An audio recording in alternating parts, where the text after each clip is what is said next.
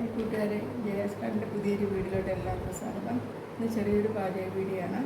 അപ്പോൾ ഇത് ഞാൻ ഉണ്ടാക്കി കാണിക്കുന്നത് ആന്ധ്രാപ്രദേശിൻ്റെ ഒരു മാങ്ങാച്ചാറാണ്. മാവയ്ക്ക അച്ചാർ എന്ന് പറയും. ഇതിനായിട്ട് എടുത്തിരിക്കുന്നത് ഞാൻ 1 കിലോ മാങ്ങ കഴുകി വെള്ളമൊക്കെ തോർത്തി ചെറുതായിട്ട് അരിഞ്ഞതാണ്. പിന്നെ 200 ഗ്രാം കടുക്, നമ്മുടെ ഉപ്പുകല്ല് ഞാൻ ഈ കപ്പിന് 1 കപ്പ് എടുത്തിരിക്കുന്നത്. പിന്നെ ഇത്രയും വെളുത്തുള്ളി, മഞ്ഞൾപ്പൊടി കുറച്ച്, സാധാരണ എരിവുള്ള മുളക് പൊടി 50 ഗ്രാം, 2 ടേബിൾ സ്പൂൺ ഉലുവ, ഒരു 150 മില്ലി കാശ്മീരി മുളക് പൊടിയാണ്, പിന്നെ നല്ലെണ്ണ ആവശ്യത്തിന്. അപ്പോൾ ഞാൻ ആദ്യം ഈ കടുകും ഉപ്പുകല്ലും കൂടെ മിക്സിയിലൊന്ന് പൊടിച്ചിട്ട് വരാമേ.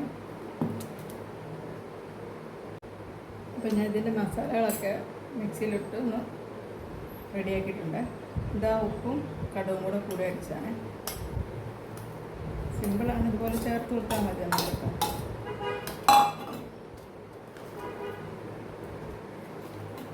വെളുത്തുള്ളി ഇട്ട്, ഉലുവ പൊടിച്ചതിട്ട്, മഞ്ഞൾപ്പൊടി ഇട്ട്, പിന്നെ നമ്മുടെ നോർമൽ മുളക് പൊടി എരിവിന് വേണ്ടിയിട്ട് ഇടാം. പിന്നെ കാശ്മീരി മുളക് പൊടി,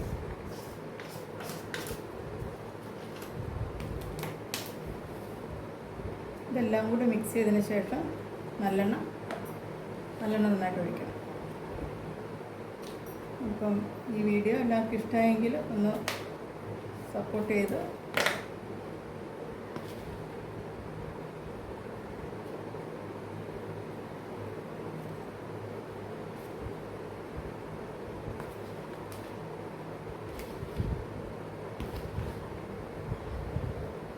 അതിനുശേഷം നമുക്ക് നല്ലെണ്ണ ഒഴിക്കണേ.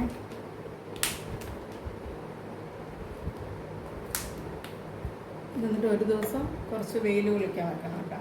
നല്ലെണ്ണ അത്യാവശ്യം ഒഴിക്കണേ.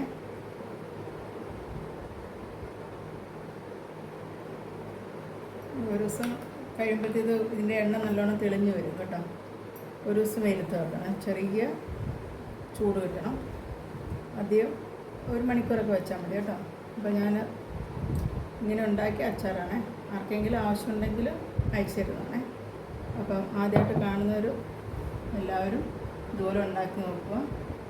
ഒന്ന് സബ്സ്ക്രൈബ് ചെയ്ത് സപ്പോർട്ട് ചെയ്യണേ. പുതിയൊരു വീഡിയോ കാണുന്നവരെ താങ്ക് യു. ഹായ് കൂട്ടുകാരെ, ഗുഡ് മോർണിംഗ്. ഇന്നലെ നമ്മൾ അച്ചാറിട്ടായിരുന്നു. അതിൻ്റെ വീഡിയോ ഒക്കെ ഞാൻ ഫുള്ളാക്കിയായിരുന്നു.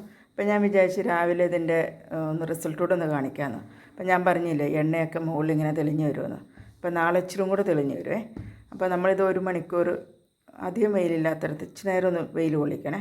അതിന് ശേഷം നല്ല ഉണങ്ങിയ കുപ്പിയിൽ ഇട്ട് വെച്ച് കഴിഞ്ഞാൽ ചപ്പാത്തിക്ക് ചോറിനൊക്കെ നമുക്ക് കഴിക്കാവുന്നതാണ്. അപ്പം എല്ലാവർക്കും ഇത് ഇഷ്ടപ്പെട്ടെന്ന് വിചാരിക്കുന്നു. Thank you.